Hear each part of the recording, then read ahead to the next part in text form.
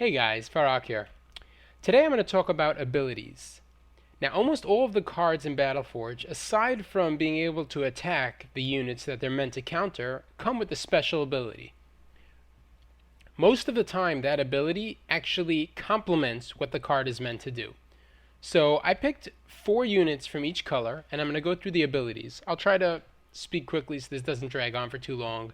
Keep in mind there are over 500 cards, and all of them have abilities. So when you have cards and you consider putting them in your deck, or you just have them, read what they can do, and sometimes those abilities can be really useful. Okay, for starters, for fire, the Wrecker is a great medium counter for fighting medium units, but also for 20 power, he does a rallying cry, which for a while has a zone around him, where when you summon units, they are summoned with full health and can do full attack anywhere on the field, even not near wells and orbs. The Scavenger, we saw that the Scavenger was an S counter, but not only can it counter small units, watch what it does to other units. You don't have to pay anything, doesn't cost anything, but once it bites a unit, the unit becomes slowed because of crippling bite and moves really slowly, and now if you have archers around, you can shoot it down while it's walking. The next unit is the Sunderer. Now, the Sunderer doesn't actually counter any units, it's a siege card, which means it does 50% more damage against structures, wells and orbs included. And top that on top of 1,100 damage, that thing is really powerful against wells in tier 1. Now, for example, if we have something like Ice Barrier, now it has an ability that complements its strength. This, for 40 power, does 450 damage to a building, plus the 50% bonus. So, exactly. So, these cards are expensive. It's 110 power just to make the Sunderer, but it does some pretty heavy damage. Now, every color has what's called an L counter. It's a card in tier 1 meant to counter big units like Sunderer. Let's look at Fires. Firesworn is pretty weak stats, nothing special. But if you use its 40 power ability, by the way, I'd like to point out that this thing doesn't do 50% more, it does 150% more damage against large units. Yeah. And that super powerful Sunderer didn't even get close. Shadow units are interesting because usually there's a sacrifice on top of what it does. For example, the Skeleton Warriors, when they use their ability, they take 60 when they're fully upgraded, 60% less damage, which makes them impossible to kill. And meanwhile, they can keep on whacking on wells. To complement that, you have the Dread Charger, which can do something called Reaping. It sucks up its own units and gives it an extra bonus shield. It gives it stronger defense and stronger attack against anything. Now it works very well because these guys, after they take 60% less damage for 30 seconds, they die. So right before they die, you can use this ability and he gets a strength. Now let me show you. He's an S counter. He's not meant to counter medium units.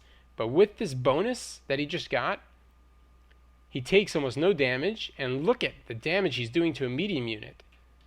It's pretty incredible. Another unit is the Nox Trooper.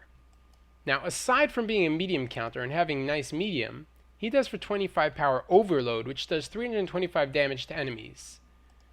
Well, aside from just doing damage, it has the medium bonus, so it gets a 50% bonus on top of that, and look at that. Boom. So he's amazing versus medium units. Then you have the Night Guard. Remember I told you about L counters? Well, she only does 450 damage, and even with the L counter, that's pretty weak. But she does something pretty sweet. For 75 power, she can actually swap. Now remember, this is Shadow, so there's a downside, which is that now the enemy has the Night Guard, and the enemy can swap back, but she can take control of the Sunderer, and then the Night Guard becomes the enemies, and the Sunderer becomes the Shadow players. So that's really useful. But again, there's a trade-off here, because even though, yeah, you have a Sunderer now, the enemy can run away with the Night Guard and re-swap later, so you have to kill the Night Guard fast. Frost units are all about shield and stuff. Well, first of all, you have the Frost Mage, which is incredible against small units. Not only is she a small counter, but she does a knockback damage, which makes it very hard for small units to even get close enough to attack her. Make a couple of these and small units are completely worthless. Then you have a unit called the Ice Guardian. Now, he's rightfully titled Guardian because while he has pretty weak health, only 400, for only 15 power, he can get a shield that absorbs 660 damage. Now, you can only make that shield when you're near a friendly building, orb, or well. But that makes him really, really hard to kill. For example, watch this. We have our friendly shaman over here that we're going to kill again. And now, I bring the Ice Guardian here. Now, the shaman has a lot more health than this guy, so it might be a fair fight, but for 15 power, he got that huge shield, and the shaman doesn't stand a chance now.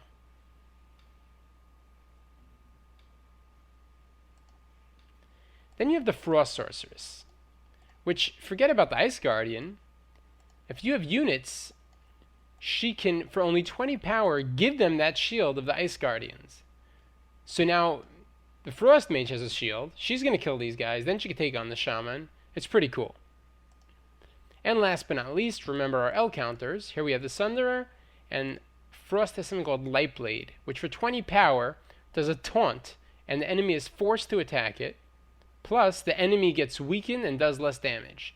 So the Sunderer is going to do very little damage. This guy gets a bonus against large units. So the Light Blade will win, even though he has much weaker stats than the Sunderer. Nature's all about healing and defense, so you have the Dryad, which, by the way, is a very, very cool card and very useful to have in your deck. So the Dryad, first of all, can put units to sleep.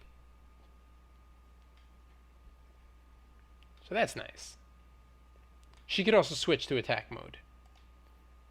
But on top of that, when you have friendly units around Dryad, if you look in them, there's an aura around her. They all take 25% less damage. And when you're dealing with a whole bunch of units, that's amazing. 25% less damage for a huge group of units is really, really powerful. So it's nice to have a Dryad around. Then you have the Shaman, who can heal units as they're being attacked. It's a passive ability. It doesn't cost anything. And then, of course, you have the Windweavers, which at first glance, they don't counter anything, and they have pretty low attack. So you would think they're weak, but in reality, they're the strongest small shooting squad in the game, for Tier 1 at least. The reason is because they have something called multi-shot, which means every time they shoot a unit, the arrow bounces and hits another unit. So in reality, this is like double. It's more like, oh goodness, what is it, 960? Which is incredible damage. And that's versus any, so for example, if it's a one-on-one, like them against the Shaman, the arrows are not going to bounce anywhere because there's nowhere to bounce to. If it was two Shaman, you can see that the arrows are going to bounce from him to the other one. Or maybe they have to be closer, I'm not sure. Let's see. Yeah, you see the arrows? They're jumping from him to him. So now these Shamans are just going to keep healing each other. Anyhow, and then last but not least, we have the Amazon. So we have the Sunderer. Now Amazon, aside from being an incredibly powerful L counter, with a very high attack and very high health, she can, for 65 power, control a beast. So for example, if you have this guy coming at your wells or orbs, boom, now he's yours. Now with the Amazon, you can run together, use the ability, crush an enemy building. Eventually though, after this thingy runs out, the beast then becomes the enemy again. But still the Amazon is strong enough to kill it. But it's nice to be able to control beasts sometimes. Alright, there are, as I said, a ton of more abilities, and I'm not going to go through all of them. But, you should really look through your cards and see what you can get out of them. Alright, in the next video I'm going to discuss spells and buildings. And after that, it's just going to mainly be matches and stuff like that. And we'll see some of this stuff in action. Alright, have a great day.